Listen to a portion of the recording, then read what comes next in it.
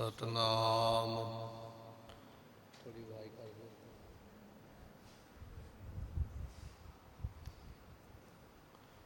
ਸਤਨਾਮ ਵਾਹਿਗੁਰੂ ਸਾਹਿਬ ਜੀ।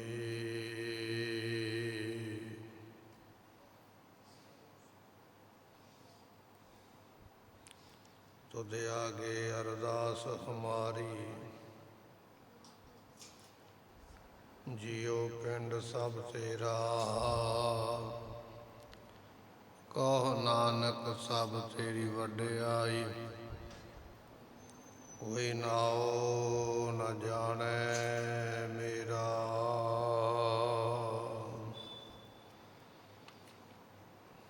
ਕਵਨ ਜੋਗ ਕਵਨ ਗਿਆਨ ਧਿਆਨ, ਕਵਨ ਵਿਦ ਉਸਤਤ ਕਰੀਐ। ਸਿੱਧ ਸਾਧਕ ਤੇਤੀ ਸਕੋਰ, ਤੇਰ ਕੀਮ ਨਾ ਭਰੀਐ। ਬ੍ਰਹਮਾਦਿਕ ਸਨਕਾਦ ਸੇਖ ਗੁਣ ਅੰਤ ਨਾ ਪਾਏ।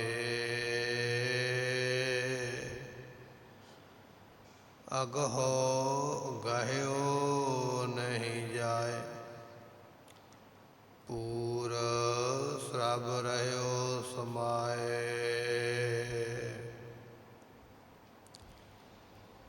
ਜੇਹ ਕਾਟੀ ਸਿਲਕ ਦਿਆਲ ਪ੍ਰਭ, ਜੇਹ ਕਾਟੀ ਸਿਲਕ ਦਿਆਲ ਪ੍ਰਭ। ਸੇ ਜਨ ਲਗੇ ਭਗਤੇ, ਹਰ ਗੁਰ ਨਾਨਕ ਜਿਨ ਪਰਸਿਓ। ਸੇ ਏਤ ਓਤ ਸਦਾ ਮੁਕਤੇ, ਹਰ ਗੁਰ ਨਾਨਕ ਜਿਨ ਪਰਸਿਓ। ਤੇ ਏਤ ਓਤ ਸਦਾ ਮੁਕਤੇ।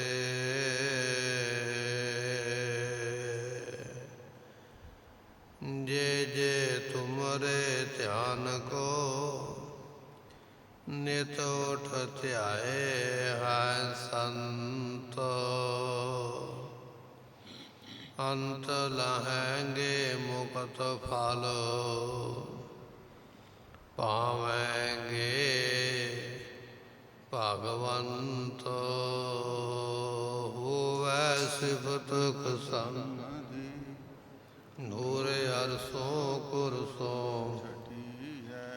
ਤੁਧ ਡਿਠੇ ਸਚੇ ਪਾਤਸ਼ਾਹ, ਮਲ ਜਨਮ ਤੁਧ ਡਿਠੇ ਸਚੇ ਪਾਤਸ਼ਾਹ, ਮਲ ਜਨਮ ਜਨਮ ਦੀ ਕਟੀਐ। ਸਤਨਾਮ ਸ੍ਰੀ ਵਾਹਿਗੁਰੂ ਸਾਹਿਬ ਜੀਓ। ਬਸੰਤ ਮਹਲਾ ਪਹਿਲਾ। ਦਰਸ਼ਨ ਕੀ ਪਿਆਸ ਜਿਸ ਨਰ ਹੋਏ, ਏਕਤ ਰਾਚੈ ਪਰ ਹਰ ਦੋਏ। ਦਰਸ਼ਨ ਕੀ ਪਿਆਸ ਜਿਸ ਨਰ ਹੋਏ। ਵਾਹਿਗੁਰੂ ਜੀ ਕਾ ਖਾਲਸਾ, ਵਾਹਿਗੁਰੂ ਜੀ ਕੀ ਫਤਿਹ। ਗਰੀਬ ਨਵਾਜ ਪਤਿਤ ਪਾਵਨ ਧੰਨ ਗੁਰੂ ਗ੍ਰੰਥ ਸਾਹਿਬ ਮਹਾਰਾਜ ਸਾਹਿਬ ਜੀ ਸਤਿਗੁਰਾਂ ਦੀ ਹਜ਼ੂਰੀ ਵਿੱਚ ਅੰਮ੍ਰਿਤ ਵੇਲੇ ਦਾ ਦੀਵਾਨ ਸਜਿਆ ਹੈ।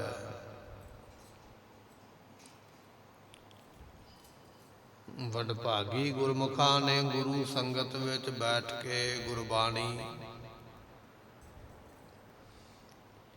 ਕੀਰਤਨ ਦੇ ਰੂਪ ਅੰਦਰ ਨਿਤਨੇਮ ਦੇ ਰੂਪ ਦੇ ਵਿੱਚ ਸਰਵਣ ਕੀਤੀ ਹੈ। ਸਤਿਗੁਰੂ ਜੀ ਅੰਮ੍ਰਿਤ ਵੇਲੇ ਦੀਆਂ ਦਾਤਾਂ ਦੇ ਨਾਲ ਨਿਵਾਜਦੇ ਪਏ। ਗੁਰਬਾਣੀ ਸ਼ਬਦ ਦੀ ਵਿਚਾਰ ਜੋ ਸਤਿਗੁਰੂ ਇਸ ਵੇਲੇ ਬਖਸ਼ਿਸ਼ ਕਰਦੇ ਸਰਵਣ ਕਰੀਏ। ਮਿਲ ਕੇ ਆਖੀਏ ਸਤਨਾਮ ਸ੍ਰੀ ਵਾਹਿਗੁਰੂ ਸਾਹਿਬ ਜੀ। ਸਤਨਾਮ ਸ੍ਰੀ ਵਾਹਿਗੁਰੂ ਸਾਹਿਬ ਜੀਓ। ਬਸੰਤ ਮਹਲਾ ਪਹਿਲਾ। ਪਹਿਲੇ ਪਾਤਸ਼ਾਹ ਧੰਨ ਗੁਰੂ ਨਾਨਕ ਦੇਵ ਮਹਾਰਾਜ ਦਾ ਇਹ ਸ਼ਬਦ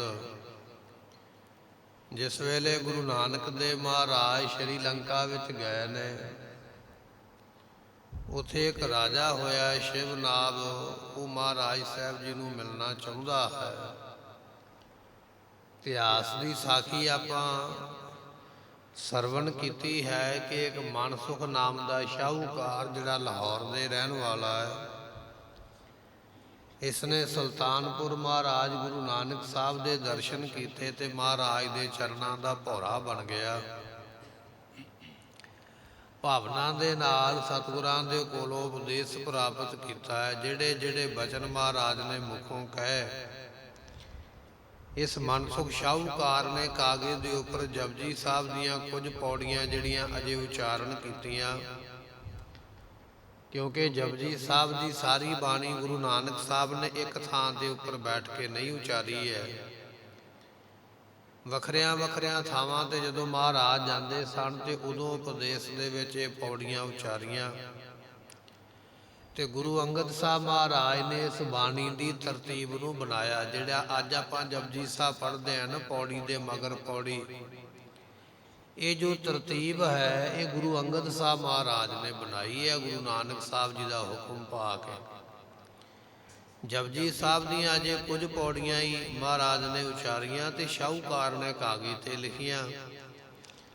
ਇਹ ਚਲਾ ਗਿਆ ਵਪਾਰ ਕਰਨ ਵਾਸਤੇ। ਰਾਜੇ ਨੂੰ ਜਦੋਂ ਪਤਾ ਲੱਗਾ ਭਾਈ ਮਨਸੁਖ ਦੀ ਸ਼ਰਨ ਵਿੱਚ ਆਇਆ, ਕਹਿਣ ਲੱਗਾ ਜਿਸ ਗੁਰੂ ਦੇ ਤੁਸੀਂ ਸਿੱਖ ਹੋ ਮੈਨੂੰ ਵੀ ਉਹਦਾ ਸਿੱਖ ਬਣਾਓ ਤੇ ਮੈਨੂੰ ਨਾਲ ਲੈ ਕੇ ਚਲੋ, ਗੁਰੂ ਨਾਨਕ ਸਾਹਿਬ ਦੇ ਦਰਸ਼ਨ ਕਰਾਓ। ਤੇ ਭਾਈ ਮਨਸੁਖ ਜੀ ਕਹਿਣ ਲੱਗੇ ਕਿ ਗੁਰੂ ਨਾਨਕ ਸਾਹਿਬ ਪਾਤਸ਼ਾਹ ਜੀ ਇਸ ਵੇਲੇ ਉਦਾਸੀਆਂ ਕਰਦੇ ਪਏ, ਵੱਖਰੇ ਵੱਖਰੇ ਦੇਸ਼ਾਂ ਦੇ ਵਿੱਚ ਜਾਂਦੇ ਪਏ ਨੇ, ਪਤਾ ਨਹੀਂ ਮਹਾਰਾਜ ਆਪਾਂ ਨੂੰ ਕਿੱਥੇ ਮਿਲਣ ਵੀ ਕਿ ਨਾ ਮਿਲਣ। ਇਸ ਕਰਕੇ ਹੇ ਰਾਜਾ ਤੂੰ ਆਪਣੇ ਦੇਸ਼ ਦੇ ਵਿੱਚ ਹੀ ਮਹਾਰਾਜ ਨੂੰ ਚੇਤੇ ਕਰਿਆ ਕਰ। ਉਹ ਜਿੱਥੇ ਕਿਤੇ ਵੀ ਹੋਣਗੇ ਤੇਰੇ ਕੋਲ ਆਪਣੇ ਆਪ ਹੀ ਆ ਜਾਣ। ਗੁਰੂ ਨਾਨਕ ਦੇਵ ਮਹਾਰਾਜ ਜਿਵੇਂ ਬੰਗਲਾਦੇਸ਼ ਦੇ ਵਿੱਚ ਢਾਕਾ ਸ਼ਹਿਰ ਦੇ ਅੰਦਰ ਗਏ, ਗੁਰੂ ਤੇਗ ਬਹਾਦਰ ਪਾਤਸ਼ਾਹ ਵੀ ਉੱਥੇ ਗਏ। ਇਸ ਤਰ੍ਹਾਂ ਦੇ ਮਹਾਰਾਜ ਦੇ ਸਥਾਨ ਵੱਖਰੇ ਵੱਖਰੇ ਇਲਾਕਿਆਂ ਵਿੱਚ, ਦੇਸ਼ਾਂ ਵਿੱਚ, ਤਿੱਬਤ ਵਿੱਚ ਮਹਾਰਾਜ ਨੇ ਚਰਨ ਪਾਏ। ਇਹ ਰਾਜਾ ਫਿਰ ਮਹਾਰਾਜ ਨੂੰ ਯਾਦ ਕਰਦਾ ਸ਼੍ਰੀ ਲੰਕਾ ਦਾ, ਜਿਸ ਨੂੰ ਸ਼ਿਵਨਾਭ ਲਿਖਿਆ ਹੈ। ਤੇ ਸਤਿਗੁਰੂ ਨਾਨਕ ਦੇਵ ਪਾਤਸ਼ਾਹ ਫਿਰ ਇਹਦੇ ਦੇਸ਼ ਵਿੱਚ ਜਾ ਕੇ ਚਰਨ ਪਾਏ।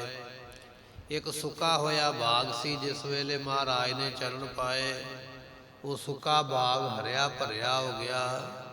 ਸਾਤ ਧਰਤੀ ਭਈ ਹਰਿਆਵਲੀ, ਜਿੱਥੇ ਮੇਰਾ ਸਤਿਗੁਰ ਬੈਠਾ ਹੈ। ਬਚਨ ਮਹਾਰਾਜ ਸਾਹਿਬ ਦੀਆਂ ਦੀ ਬਾਣੀ ਦੇ ਮਾਲੀਆਂ ਨੇ, ਨੌਕਰਾਂ ਨੇ ਜਾ ਕੇ ਰਾਜੇ ਨੂੰ ਦੱਸਿਆ ਵੀ ਇੱਕ ਐਸਾ ਸੰਤ ਆਇਆ, ਉਹਦੇ ਚਰਨ ਪੈਣ ਦੇ ਨਾਲ ਬਾਗ ਹਰਿਆ ਹੋ ਗਿਆ ਹੈ।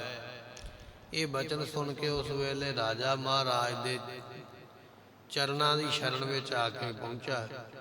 ਬੇਨਤੀ ਕਰਦਾ, ਮਹਾਰਾਜ ਕਿਰਪਾ ਕਰੋ, ਮੈਨੂੰ ਉਪਦੇਸ਼ ਦੇਵੋ, ਮੇਰਾ ਭਲਾ ਹੋਵੇ।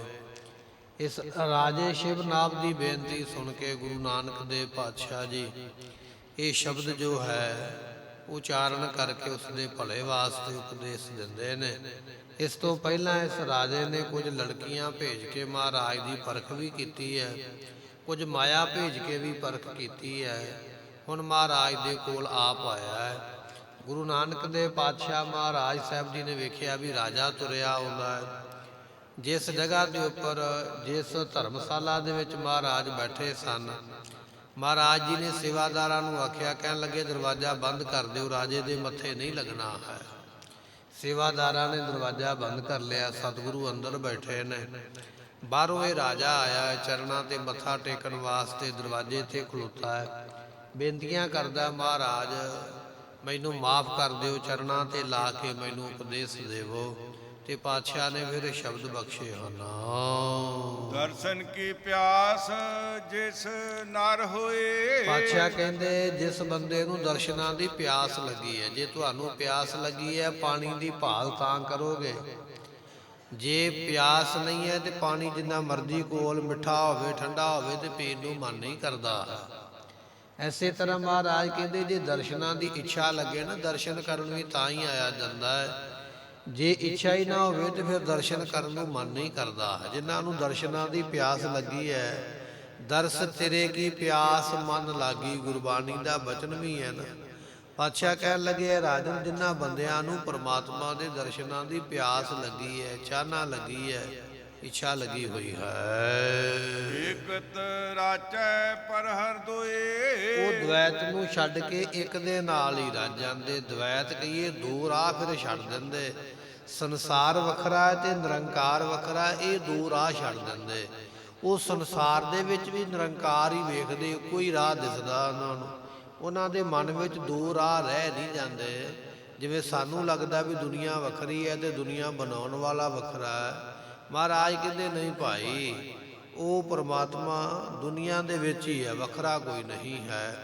ਇਸ ਤਰ੍ਹਾਂ ਦ્વੈਤ ਛੱਡ ਕੇ ਇੱਕ ਦੇ ਵਿੱਚ ਹੀ ਉਹ ਗੁਰਮੁਖ ਰਾਚੈ ਕਹੀਏ ਤਦਾਕਾਰ ਹੁੰਦੇ ਹਨ।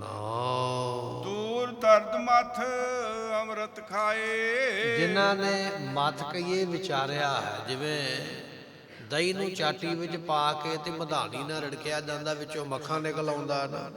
ਐਸੇ ਤਰ੍ਹਾਂ ਜਿਨ੍ਹਾਂ ਨੇ ਮੱਥ, ਜਿਨ੍ਹਾਂ ਨੇ ਵਿਚਾਰਿਆ ਹੈ, ਵਿਚਾਰ ਕਰਨਾ ਹੀ ਰਗੜ ਰਿੜਕਣਾ ਹੈ।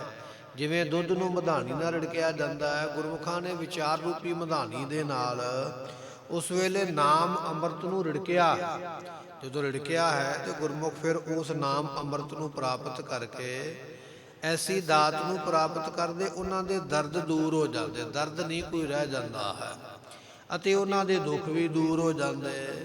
ਬਾਣੀ ਦਾ ਬਚਨ ਪੜ੍ਹਦੇ ਆ, ਜਿਸ ਸਿਮਰਤ ਸੁਖ ਹੋਏ ਸਗਲੇ ਦੁੱਖ ਜਾਏ। ਉਹਨਾਂ ਦੇ ਸਾਰੇ ਦੁੱਖ ਗੁਰਮੁਖਾਂ ਦੇ, ਬਾਣੀ ਪੜ੍ਹਨ ਵਾਲਿਆਂ ਦੇ ਦੂਰ ਹੋ ਜਾਂਦੇ ਹਨ।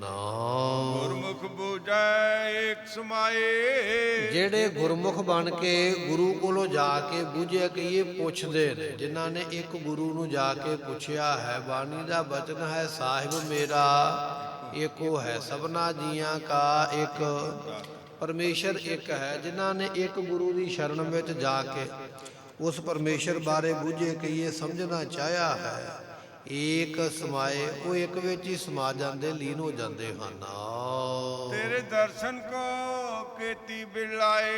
ਗੁਰੂ ਨਾਨਕ ਦੇ ਪਾਤਸ਼ਾਹ ਜੀ ਅਕਾਲ ਪੁਰਖ ਅੱਗੇ ਫਰਿਆਦ ਕਰਦੇ, ਕਹਿੰਦੇ ਆ ਪਰਮਾਤਮਾ ਤੇਰੇ ਦਰਸ਼ਨਾਂ ਵਾਸਤੇ ਪਤਾ ਨਹੀਂ ਕਿੰਨੀ ਕੁ ਦੁਨੀਆ ਵਰਲਾਪ ਕਰਦੀ ਪਈ ਹੈ, ਕਿੰਨੀ ਕੁ ਦੁਨੀਆ ਅੱਖਾਂ ਭਰ ਕੇ ਬੈਠੀ ਹੋਈ ਹੈ, ਕਿੰਨੀ ਕੁ ਦੁਨੀਆ ਰੋਂਦੀ ਪਈ ਹੈ, ਕਿੰਨੀ ਕੁ ਦੁਨੀਆ ਕਰਲਾਉਂਦੀ ਪਈ ਹੈ। ਸਾਰਿਆਂ ਨੂੰ ਤੇਰੇ ਦਰਸ਼ਨਾਂ ਦੀ ਇੱਛਾ ਹੈ। ਅੰਤ ਕਾਰਨ ਕੀਤੇ ਬਿਲ ਲਾਹੇ ਤਾਕੇ ਅੰਤ, ਬਿਲ ਲਾਹੇ ਤੋਂ ਭਾਵ ਹੁੰਦਾ ਵਰਲਾਪ ਕਰਨਾ, ਰੋਣਾ। ਪਰਮਾਤਮਾ ਤੇਰੇ ਅੰਤ ਪਾਉਣ ਵਾਸਤੇ ਪਤਾ ਨਹੀਂ ਕਿੰਨੇ ਕੁ ਰੋਂਦੇ ਪਏ ਵੀ ਮੈਂ ਅੰਤ ਪਾ ਲਵਾਂ, ਮੈਂ ਅੰਤ ਪਾ ਲਵਾਂ। ਜਿਹੜੇ ਇਹ ਗੱਲ ਕਹਿੰਦੇ ਪਏ ਨੇ ਉਹਨਾਂ ਦੀ ਗਿਣਤੀ ਨਹੀਂ ਕੋਈ ਕਰ ਸਕਦਾ, ਤੇਰੀ ਗਿਣਤੀ ਕਿੰਨੇ ਕਰਨੀ ਹੈ। ਸੋ ਪਾਤਸ਼ਾਹ ਕਹਿਣ ਲੱਗੇ ਤੇਰੇ ਦਰਸ਼ਨ ਕੋ ਕੀਤੀ ਬਿਲ ਲਾਏ। ਕਿੰਨੀ ਕੁ ਸ੍ਰਿਸ਼ਟੀ, ਕਿੰਨੀ ਕੁ ਦੁਨੀਆ ਜਿਹੜੀ ਗਿਣਤੀ ਨਾ ਕਰ ਸਕੀਏ, ਤੇਰੇ ਦਰਸ਼ਨਾਂ ਨੂੰ ਪ੍ਰਾਪਤ ਕਰਦਿਆਂ ਹੋਇਆ ਜਾਂ ਤੇਰੇ ਦਰਸ਼ਨਾਂ ਵਾਸਤੇ ਵਰਲਾਪ ਕਰ ਰਹੀ ਹੈ। ਮਿਲਾ ਕੋ ਚਿਨਸ ਗੁਰ ਸ਼ਬਦ ਮਿਲਾਏ। ਸਤਿਗੁਰੂ ਪਾਤਸ਼ਾਹ ਮਹਾਰਾਜ ਨੂੰ ਪੁੱਛਿਆ, ਸਤਿਗੁਰੂ ਪਾਤਸ਼ਾਹ ਕੋਈ ਐਸਾ ਹੈ ਜਿਹੜਾ ਦਰਸ਼ਨਾਂ ਨੂੰ ਪ੍ਰਾਪਤ ਵੀ ਕਰ ਲਵੇ ਤੇ ਪ੍ਰਾਪਤੀ ਹੋ ਜਾਵੇ? ਮਹਾਰਾਜ ਕਹਿੰਦੇ ਗੁਰ ਸ਼ਬਦ, ਜਿਨ੍ਹਾਂ ਨੇ ਗੁਰੂ ਦੇ ਸ਼ਬਦ ਨੂੰ ਕਮਾਇਆ ਹੈ। ਗੁਰੂ ਦਾ ਸ਼ਬਦ ਕੀ ਹੈ? ਜੋ ਗੁਰੂ ਦਾ ਉਪਦੇਸ਼ ਹੈ, ਜਿਨ੍ਹਾਂ ਨੇ ਕਮਾਇਆ।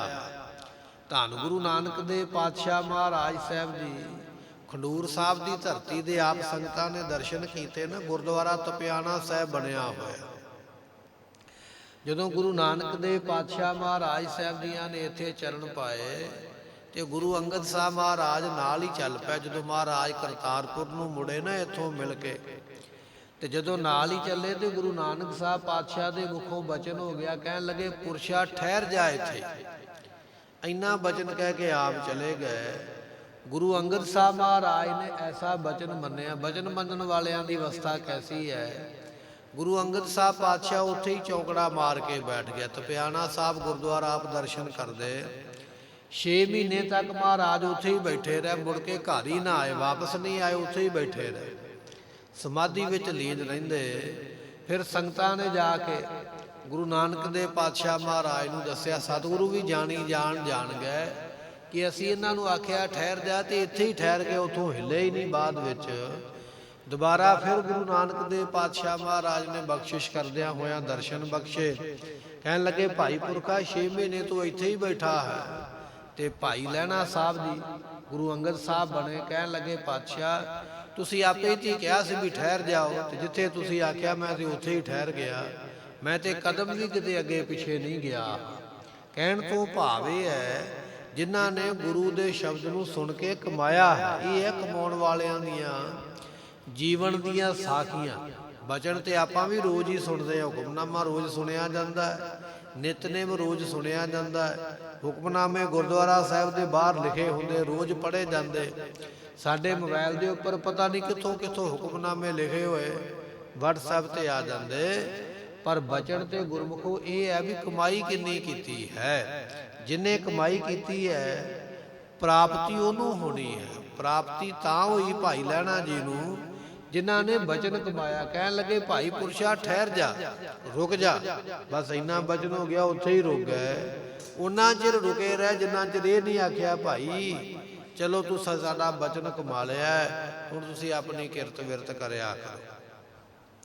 ਪਾਤਸ਼ਾਹ ਕਹਿਣ ਲੱਗੇ ਗੁਰ ਸ਼ਬਦ ਜੋ ਗੁਰੂ ਦਾ ਉਪਦੇਸ਼ ਹੈ, ਜਿਨ੍ਹਾਂ ਨੇ ਉਹਨੂੰ ਵਿਚਾਰਿਆ ਹੈ। ਮਹਾਰਾਜ ਕਿੰਨੇ ਵਿਚਾਰਿਆ ਹੈ? ਪਾਤਸ਼ਾਹ ਕਹਿੰਦੇ ਵਿਰਲਾ ਹੀ ਹੈ ਕੋਈ ਕਰੋੜਾਂ ਵਿੱਚ, ਤੇ ਗੁਰਮੁਖੋ ਵਾਕਿਆ ਹੀ ਵਿਰਲਾ ਹੈ। ਕਰੋੜਾਂ ਦੇ ਵਿੱਚ ਇੱਕ ਭਾਈ ਲਹਿਣਾ ਸਾਹਿਬ ਨੇ ਜਿਨ੍ਹਾਂ ਨੇ ਬਚਨ ਨੂੰ ਉਪਦੇਸ਼ ਨੂੰ ਕਮਾਇਆ ਹੈ। ਕਰੋੜਾਂ ਦੇ ਵਿੱਚ ਧੰਨ ਗੁਰੂ ਰਾਮਦਾਸ ਮਹਾਰਾਜ ਸਾਹਿਬ ਜੀ ਨੇ ਜਿਨ੍ਹਾਂ ਨੇ ਗੁਰੂ ਅਮਰਦਾਸ ਪਾਤਸ਼ਾਹ ਦੇ ਬਚਨ ਨੂੰ ਕਮਾਇਆ। ਜਦੋਂ ਉਹਨਾਂ ਨੇ ਆਖਿਆ ਇਹ ਥੜੇ ਸਹੀ ਨਹੀਂ ਬਣੇ ਹੋਏ, ਢਾਹ ਕੇ ਤੇ ਦੁਬਾਰਾ ਬਣਾਏ ਜਾਣ। ਇਸ ਤਰ੍ਹਾਂ ਕਰੋੜਾਂ ਵਿੱਚ ਕੋਈ ਵਿਰਲਾ ਹੀ ਹੁੰਦਾ ਜਿਹੜਾ ਗੁਰੂ ਦੇ ਬਚਨ ਦੀ ਕਮਾਈ ਕਰਦਾ ਹੈ। ਪਾਤਸ਼ਾਹ ਕਹਿੰਦੇ ਜਿਨ੍ਹਾਂ ਨੇ ਬਚਨ ਕਮਾਇਆ ਹੈ ਉਹਨੂੰ ਫਿਰ ਪਰਮੇਸ਼ਰ ਐਸੀ ਕਿਰਪਾ ਕਰਦਾ ਹੈ, ਉਹਨਾਂ ਦੇ ਮਨ ਫਿਰ ਪਰਮੇਸ਼ਰ ਵਿੱਚ ਮਿਲ ਜਾਂਦੇ ਤੇ ਪਰਮੇਸ਼ਰ ਉਹਨਾਂ ਦੇ ਮਨ ਵਿੱਚ ਮਿਲ ਜਾਂਦਾ ਹੈ। ਰਹਾਉ ਵੇਦ ਵਖਾਣ ਕਹੈ ਇੱਕ ਕਹੀਐ। ਜਿਹੜੇ ਵੇਦ ਨੇ ਨਾ ਗੁਰਮੁਖੋ ਚਾਰ ਨੇ, ਚਾਰ ਗ੍ਰੰਥ ਨੇ ਧਾਰਮਿਕ। ਯਜੁਰਵੇਦ ਹੈ, ਅਥਰਵਣ ਵੇਦ ਹੈ, ਸ਼ਾਮ ਵੇਦ ਹੈ ਤੇ ਰਿਗ ਵੇਦ ਹੈ। ਇਹ ਚਾਰ ਵੇਦ ਜਿਹੜੇ ਨੇ ਇਹ ਧਾਰਮਿਕ ਗ੍ਰੰਥ ਨੇ। ਪਾਤਸ਼ਾਹ ਕਹਿਣ ਲੱਗੇ ਚਾਰ ਵੇਦ ਵੱਖਰੇ ਵੱਖਰੇ ਰਿਸ਼ੀਆਂ ਨੇ ਲਿਖੇ, ਪਰ ਜਿਹੜੇ ਵੇਦ ਪੜ੍ਹਨ ਵਾਲੇ ਬ੍ਰਾਹਮਣ ਨੇ ਨਾ ਉਹਨਾਂ ਕੋਲ ਵੀ ਜਾ ਕੇ ਜੇ ਬਚਨ ਪੁੱਛ ਲਈਏ ਜੋ ਵੀ ਇਹ ਗੱਲ ਕਹਿੰਦੇ ਵੀ ਚਾਰੇ ਵੇਦ ਇੱਕ ਪਰਮਾਤਮਾ ਦੀ ਗੱਲ ਹੀ ਕਰਦੇ। ਵੇਦ ਭਾਵੇਂ ਚਾਰ ਵੱਖਰੇ ਵੱਖਰੇ ਗ੍ਰੰਥ ਨੇ, ਲਿਖਣ ਵਾਲੇ ਵੀ ਵੱਖਰੇ ਵੱਖਰੇ ਰਿਸ਼ੀ ਨੇ, ਪਰ ਉਹ ਚਾਰੇ ਹੀ ਵੇਦ ਇਹ ਗੱਲ ਕਹਿੰਦੇ ਵੀ ਪਰਮਾਤਮਾ ਇੱਕ ਹੈ, ਇੱਕ ਦਾ ਹੀ ਵਿਖਿਆਨ ਕਰਦੇ, ਇੱਕ ਵਾਰ ਹੀ ਆਖਦੇ ਹਨ। ਓ ਬੇਅੰਤ ਅੰਤ ਕਿਨ ਲਹੀਐ। ਵੇਦ ਇਹ ਗੱਲ ਕਹਿੰਦਾ ਹੈ ਵੀ ਪਰਮਾਤਮਾ ਬੇਅੰਤ ਹੈ, ਜਿਹਦਾ ਅੰਤ ਕੋਈ ਨਹੀਂ ਹੈ। ਵੇਦ ਇਹ ਗੱਲ ਕਹਿੰਦਾ ਹੈ ਪਰਮਾਤਮਾ ਦੇ ਅੰਤ ਨੂੰ ਕੋਈ ਪਾ ਨਹੀਂ ਸਕਦਾ ਹੈ। ਬਹੁ ਸ਼ਾਸਤਰ ਬਹੁ ਸਿਮਰਤੀ ਪੇਖੈ ਸਰਬ ਢੰਡੋਲ ਪੂਜਸ ਨਾਹੀ। ਪੂਜਸ ਤੋਂ ਭਾਵ ਹੈ ਪੁੱਜ ਨਹੀਂ ਸਕਦੇ ਉਹਦੇ ਤੱਕ। ਭਾਵੇਂ ਕਿ ਬੜੀਆਂ ਸਿਮਰਤੀਆਂ ਨੇ, ਬੜੇ ਸ਼ਾਸਤਰ ਨੇ, ਬਹੁਤ ਸਿਮਰਤੀ, ਬਹੁਤ ਸ਼ਾਸਤਰ, ਬਹੁਤ ਸਿਮਰਤੀ। ਬੜੇ ਸ਼ਾਸਤਰ ਕਹੀਏ ਧਾਰਮਿਕ ਗ੍ਰੰਥ, ਬੜੀਆਂ ਸਿਮਰਤੀਆਂ, ਇਹਨਾਂ ਨੂੰ ਕੋਈ ਪੜ੍ਹ ਕੇ ਵੇਖ ਲਵੇ। ਪਰ ਪਾਤਸ਼ਾਹ ਕਹਿੰਦੇ ਪੂਜਸ ਨਾ ਹੀ, ਇਹ ਪੁੱਜ ਨਹੀਂ ਸਕਦੀਆਂ ਉਹਦੇ ਤੱਕ, ਨਾ ਹੀ ਬੰਦਿਆਂ ਤੈਨੂੰ ਪੁਜਾ ਸਕਦੀਆਂ। ਪੂਜਸ ਨਾ ਹੀ ਹਰ ਹਰੇ ਨਾਨਕ ਨਾਮ ਅਮੋਲ। ਪਰਮਾਤਮਾ ਦਾ ਨਾਮ ਅਮੋਲਕ ਹੈ। ਵੇਦ ਸ਼ਾਸਤਰ ਸਿਮਰਤੀਆਂ ਵੀ ਉਹਦੇ ਤੱਕ ਪਹੁੰਚ ਨਹੀਂ ਕਰ ਪਾ ਰਹੇ। ਪਾਤਸ਼ਾਹ ਕਹਿਣ ਲੱਗੇ ਉਹ ਬੇਅੰਤ ਅੰਤ ਕਿਨ ਲਹੀਐ। ਪਰਮਾਤਮਾ ਬੇਅੰਤ ਹੈ। ਨੇਤ ਨੇਤ ਕਥੰਤ ਬੇਦਾ। ਗੁਰੂ ਗ੍ਰੰਥ ਸਾਹਿਬ ਦੀ ਬਾਣੀ ਕਹਿੰਦੇ ਵੇਦ ਵੀ ਪਰਮਾਤਮਾ ਤੈਨੂੰ ਬੇਅੰਤ ਕਹਿੰਦਾ ਹੈ। ਐਸੇ ਆਪ ਜੀ ਵੱਡੇ ਹੋ ਕਿਨ ਲਹੀਐ। ਅਤੇ ਆਪ ਜੀ ਦਾ ਅੰਤ ਕਿਵੇਂ ਕੋਈ ਜਾਣ ਸਕਦਾ ਹੈ? ਨਹੀਂ, ਦੁਨੀਆ ਵਿੱਚ ਤੁਹਾਡਾ ਕੋਈ ਅੰਤ ਨਹੀਂ ਜਾਣਦਾ ਹੈ। ਏਕੋ ਕਰਤਾ ਜਿਨ ਜਗ ਕੀਆ। ਗੁਰਮੁਖੋ, ਇੱਕ ਪਰਮਾਤਮਾ ਹੈ ਜਿਨੇ ਇਹ ਜਗ ਕਹੀਏ ਦੁਨੀਆ ਬਣਾਈ ਹੈ। ਦੁਨੀਆ ਬਣਾਉਣ ਵਾਲਾ ਇੱਕੋ ਹੀ ਹੈ। ਭਾਵੇਂ ਕਿ ਵੱਖਰੇ ਵੱਖਰੇ ਧਰਮਾਂ ਨੇ ਇਹ ਗੱਲ ਕੀਤੀ ਹੈ। ਇਸਲਾਮ ਧਰਮ ਕਹਿੰਦਾ ਵੀ ਉਹਨੂੰ 6 ਦਿਨ 7 ਦਿਨ ਲੱਗ ਗਏ ਦੁਨੀਆ ਬਣਾਉਂਦੇ, 8ਵੇਂ ਦਿਨ ਉਹ ਥੱਕ ਕੇ ਲੰਮੇ ਪੈ ਗਿਆ ਤੇ ਅਸੀਂ ਉਹਨੂੰ ਛੁੱਟੀ ਦਾ ਦਿਨ ਕਹਿ ਦਿੰਦੇ ਹਾਂ। ਕੋਈ ਆਖਦਾ ਵੀ ਰੱਬ ਨੂੰ ਬਣਾਉਣ ਲੱਗਿਆ ਇੰਨਾ ਸਮਾਂ ਲੱਗਾ, ਕੋਈ ਆਖਦਾ ਇੰਨਾ ਸਮਾਂ ਲੱਗਾ। ਪਰ ਪਾਤਸ਼ਾਹ ਕਹਿਣ ਲੱਗੇ ਭਾਈ ਪਰਮਾਤਮਾ ਇੱਕੋ ਹੀ ਹੈ, ਇੱਕੇ ਨਹੀਂ ਦੁਨੀਆ ਬਣਾਈ ਹੈ। ਉਹਨੂੰ ਬਣਾਉਂਦਿਆਂ ਕੋਈ ਟਾਈਮ ਲੱਗਾ ਹੀ ਨਹੀਂ। ਹਰਨ ਭਰਨ ਜਾਕਾ ਨੇਤਰ ਫੋਰ, ਤਿਸਕਾ ਮੰਤਰ ਨਾ ਜਾਣੈ ਹੋਰ। ਅੱਖ ਦੇ ਖੋਲਣ ਮੀਟਣ ਦੇ ਸਮੇਂ ਵਿੱਚ ਇਹ ਦੁਨੀਆ ਬਣਾ ਸਕਦਾ ਹੈ। ਏਕੋ ਕਰਤਾ ਜਿਨ ਜਗ ਕੀਆ। ਇੱਕੋ ਹੀ ਹੈ ਕਰਤਾ ਅਕਾਲ ਪੁਰਖ ਜਿਨੇ ਸਾਰੇ ਸੰਸਾਰ ਨੂੰ ਪੈਦਾ ਕੀਤਾ ਹੈ। ਬਾਜ ਕਲਾ ਧਰ ਗਗਨ ਧਰਿਆ। ਸਤਿਗੁਰੂ ਪਾਤਸ਼ਾਹ ਕਹਿੰਦੇ ਵੇਖੋ ਪਰਮਾਤਮਾ ਕਿੱਡਾ ਵੱਡਾ ਕਾਲੀਗਰ ਹੈ ਕਿ ਉਸਨੇ ਗਗਨ ਆਕਾਸ਼ ਨੂੰ ਬਾਜ ਕਹੀਏ ਥੰਮਾਂ ਤੋਂ ਬਿਨਾਂ ਹੀ। ਥੰਮਾਂ ਦਾ ਕੋਈ ਆਸਰਾ ਨਹੀਂ। ਆਪਾਂ ਕੋਈ ਮਕਾਨ ਬਣਾਈਏ, ਕੋਈ ਲੈਂਟਰ ਪਾਈਏ, ਕੋਈ ਛੱਤ ਪਾਈਏ ਤੇ ਥੱਲੇ ਸਾਨੂੰ ਬੁਰਜੀਆਂ ਕਰਨੀਆਂ ਪੈਂਦੀਆਂ, ਥੱਲੇ ਥੰਮੀਆਂ ਦੇਣੀਆਂ ਪੈਂਦੀਆਂ, ਥੱਲੇ ਕੰਧਾਂ ਕੱਢਣੀਆਂ ਪੈਂਦੀਆਂ, ਥੱਲੇ ਪਿੱਲਰ ਕਰਨੇ ਪੈਂਦੇ ਤਾਂ ਉਹ ਲੈਂਟਰ ਕਿਤੇ ਖੜਦਾ ਹੈ। ਪਰਮਾਤਮਾ ਨੇ ਏਡਾ ਵੱਡਾ ਆਕਾਸ਼ ਬਣਾਇਆ ਹੈ, ਉਹਦੇ ਥੱਲੇ ਕੋਈ ਟਾਹਣੀ ਨਹੀਂ, ਕੋਈ ਡਹਿਣਾ ਨਹੀਂ, ਕੋਈ ਥੰਮਾ ਨਹੀਂ। ਆੜਾ ਨੇ ਆਕਾਸ਼ ਗੁਰਬਾਣੀ ਦਾ ਬਚਨ। ਪਾਤਸ਼ਾਹ ਕਹਿਣ ਲੱਗੇ ਬਾਜ ਕਲਾ। ਉਹ ਪਰਮਾਤਮਾ ਦੀ ਕਲਾ ਕੀ ਸ਼ਕਤੀ ਐਸੀ ਹੈ ਕਿ ਉਹਨੇ ਆਪਣੀ ਸ਼ਕਤੀ ਦੇ ਨਾਲ ਇਹ ਜਿਹੜਾ ਗਗਨ ਆਕਾਸ਼ ਹੈ ਨਾ, ਇਹਨੂੰ ਕਹੀਏ ਵੀ ਧਰ ਆਸਰੇ ਤੋਂ ਬਿਨਾਂ ਹੀ ਉਹਨੇ ਟਿਕਾਇਆ। ਆਸਰੇ ਤੋਂ ਬਿਨਾਂ, ਆਸਰਾ ਦੇਣ ਦੀ ਕੋਈ ਲੋੜ ਨਹੀਂ ਹੈ। ਐਸੇ ਤਰ੍ਹਾਂ ਉਸਨੇ ਆਕਾਸ਼ ਨੂੰ ਟਿਕਾਇਆ ਹੈ। ਗੁਰੂ ਨਾਨਕ ਦੇਵ ਪਾਤਸ਼ਾਹ ਮਹਾਰਾਜ ਨੂੰ ਸਿੱਧਾ ਨੇ ਆਖਿਆ ਨਾ ਧਰਤੀ ਬਲਦ ਨੇ ਚੁੱਕੀ ਹੈ, ਤੇ ਮਹਾਰਾਜ ਨੇ ਆਖਿਆ ਸੀ ਫਿਰ ਬਲਦ ਨੂੰ ਕਿਹਨੇ ਚੁੱਕਿਆ? ਕਹਿੰਦੇ ਧਰਤੀ ਥੱਲੇ ਘੋਰ ਹੈ। ਮਹਾਰਾਜ ਨੇ ਆਖਿਆ ਨਹੀਂ। ਪਾਤਸ਼ਾਹ ਕਹਿੰਦੇ ਧਰਤੀ ਜਿਹੜੀ ਹੈ ਨਾ ਇਹ ਵੀ ਪ੍ਰਮਾਤਮਾ ਦੇ ਆਸਰੇ ਹੀ ਹੈ। ਧਰਤੀ ਨੂੰ ਵੀ ਪ੍ਰਮਾਤਮਾ ਦਾ ਆਸਰਾ ਖਲੋਤੀ ਹੈ, ਕਿਸੇ ਨੇ ਨਹੀਂ ਚੁੱਕਿਆ ਇਸ ਨੂੰ। ਤੇ ਆਕਾਸ਼ ਨੂੰ ਵੀ ਪ੍ਰਮਾਤਮਾ ਦਾ ਹੀ ਆਸਰਾ ਹੈ, ਇਹਨੂੰ ਵੀ ਕਿਸੇ ਨੇ ਨਹੀਂ ਚੁੱਕਿਆ ਹੈ। ਇਸ ਤਰ੍ਹਾਂ ਉਹ ਪਰਮਾਤਮਾ ਸਮਰੱਥ ਹੈ। ਏਕੋ ਗਿਆਨ ਧਿਆਨ ਧੁਨ ਬਾਣੀ। ਸਤਿਗੁਰੂ ਪਾਤਸ਼ਾਹ ਕਹਿਣ ਲੱਗੇ ਇੱਕ ਪਰਮਾਤਮਾ ਦੇ, ਇੱਕ ਪਰਮੇਸ਼ਰ ਦੇ ਗਿਆਨ ਨੂੰ ਉਚਾਰੇ ਅਤੇ ਫਿਰ ਉਹਦੇ ਵਿੱਚ ਹੀ ਧਿਆਨ ਲਾਵੇ। ਜਿਹਦੇ ਗਿਆਨ ਨੂੰ ਕਥਨ ਕਰਨਾ ਹੈ ਪਰਮਾਤਮਾ ਦੇ ਨੂੰ, ਧਿਆਨ ਵੀ ਉਹਦੇ ਵਿੱਚ ਹੀ ਲਾਉਣਾ ਕਰੇ। ਧੁਨ ਬਾਣੀ ਅਤੇ ਉਸੇ ਦੀ ਬਾਣੀ ਉਚਾਰੇ, ਮੂੰਹੋਂ ਸ਼ਬਦ ਵੀ ਉਹਦੇ ਬਾਰੇ ਹੀ ਕਵੇ, ਧਿਆਨ ਵੀ ਉਹਦੇ ਨਾਲ ਹੀ ਲਾਵੇ, ਗਿਆਨ ਵੀ ਉਸੇ ਦਾ ਹੀ ਕਥਨ ਕਰੇ, ਇੱਕ ਦੇ ਨਾਲ ਹੀ ਜੁੜਿਆ ਰਵੇ।